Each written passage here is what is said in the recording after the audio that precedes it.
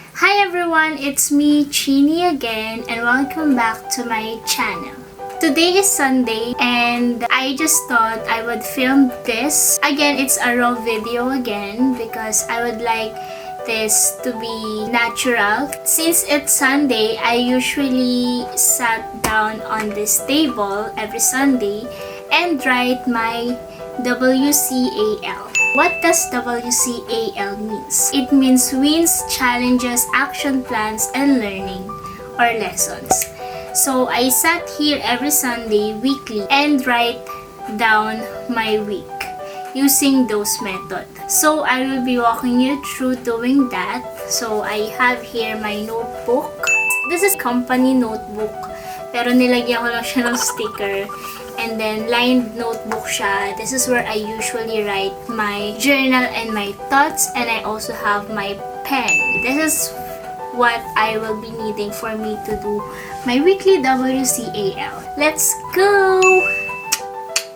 So, explain ko na lang din muna tong journal ko because weekly lang yung WCAL ko. And other than that, I usually just write here my thoughts for the day or my thoughts for the morning. I usually write here my thoughts every morning before I go to work or before I do my work. And if not, I would also be writing here my gratitude list. Ito usually yung mga laman yan. Ayan. Ayan. I will be walking you through the step-by-step thinking process I have before I write it down here. Paano ba ako mag-assess or evaluate ng week ko? Sabi nga natin kanina, start first on your wins. Yung guided question mo for your wins is, what are you most proud of this week? Accomplishments, goals na nakuha mo this week. I usually write here down a medium and or huge wins that I had this week. And for this week, my win is I'm healthy and so my family.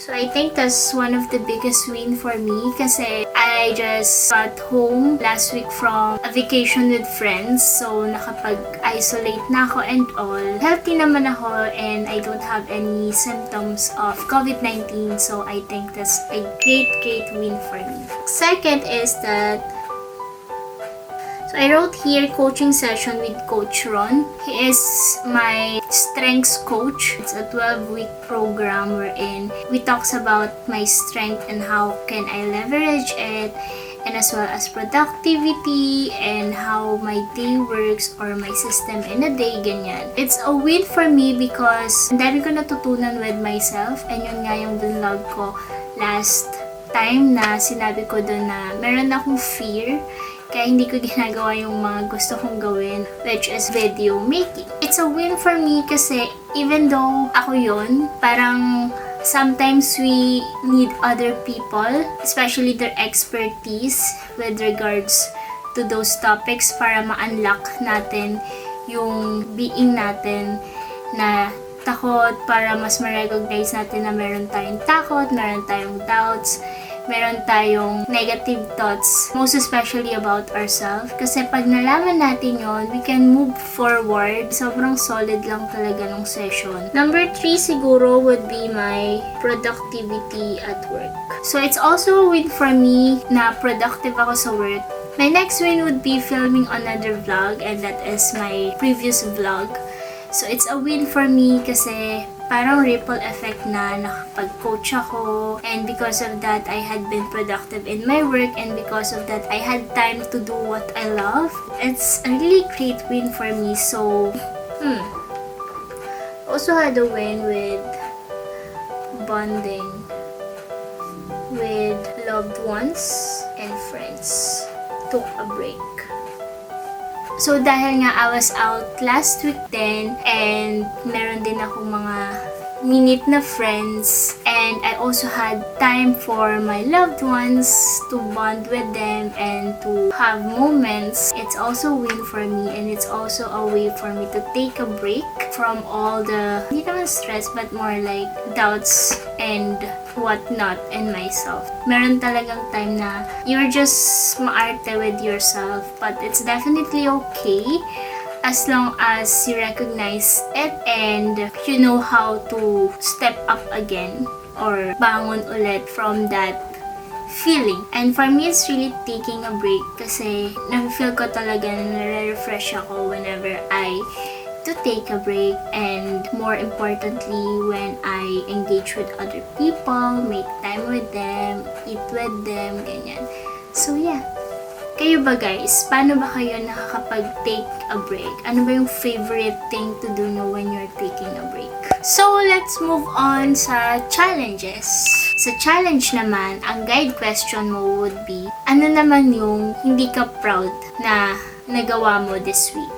Or, what could have been better? One of the things that's challenging for me talaga, parang napapansin ko every week, is that I put in a certain things to do in a week, but most of the time, hindi ko siya natatapos lahat.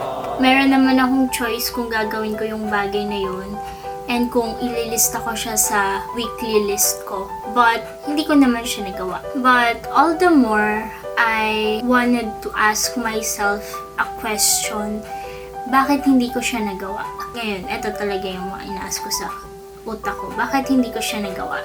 So, more than the emotion of being sad or disappointed about myself for not accomplishing all of that, parang gusto kong i-debunk bakit nga ba hindi ko siya talaga nagawa. Ano ba yung mga reasons ko? Ano ba excuses ko?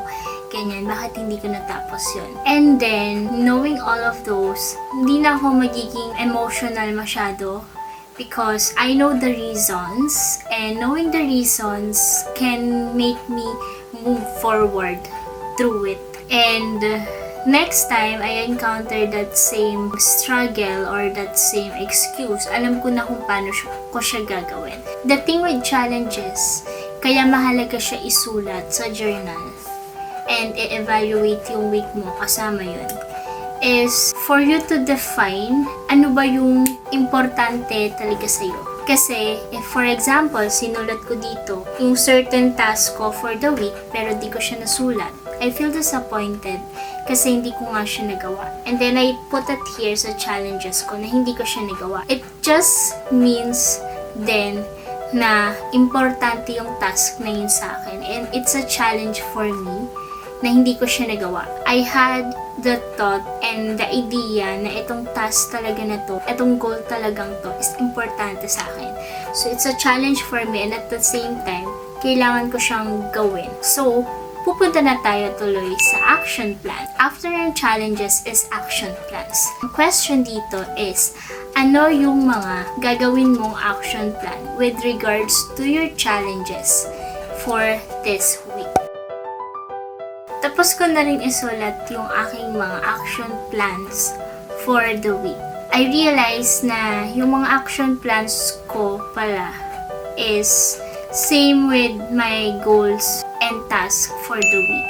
So after ko dito, isusulat ko na siya dito sa aking isa pang journal, isa pang notebook, wherein I put all my tasks. Ayan. So colorful. Dito ko nilalagay yung task ko, and then from here, this is for my weekly. Nililipat ko siya sa sticky notes for a certain day. Kunyari, nakapili na ako ng task ko for tomorrow. So, ilalagay ko na siya sa sticky note together with the date. I usually max out my task for the day for around 3. And meron akong tinatawag na most important task for the day. And then secondary, tapos yung pangatlo is additional task na lang pag nagawa mo na yung una tsaka pangalawa. This keeps me grounded, and in that way, I would really feel accomplished kesa naman ang dami-dami ko nililista for the day, tapos hindi ko naman natatapos lahat. So parang nakaka-disappoint lang siya in myself if I do that. And I did that dati na parang ang dami kong nililista, ang dami kong gustong gawin for the day. But at the end of the day, I don't feel accomplished kapag ginawa ko yun. Lastly is lessons.